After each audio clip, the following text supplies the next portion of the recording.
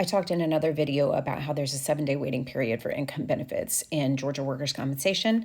And I want to talk about a really common scenario that happens when we determine when does that 7 days start. Here's where it gets a little tricky. If you're going to go to an urgent care or an authorized treating physician, they're going to address the work status. But we encounter people who were taken to the hospital. And one would think logically, if they were taken to the hospital, they probably can't go back to work, right?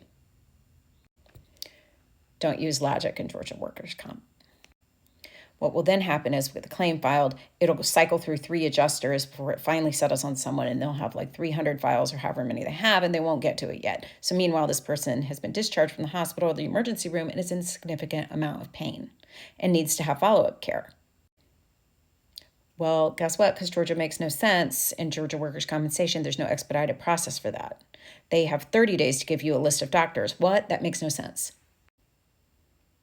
So we usually try to get a copy of this panel anyway, and then you have to get authorization. So let's say if you're lucky, it's like a week later and they've authorized it, likely with a place like Concentra, and Concentra always releases people to light duty and never takes them off work completely. That's your first official status.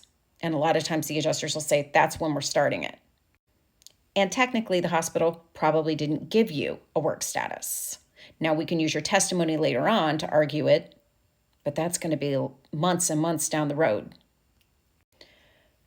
So my recommendation is, if you are having the faculties to remember any of this or have someone with you who remembers this, tell them you need a work status at the hospital.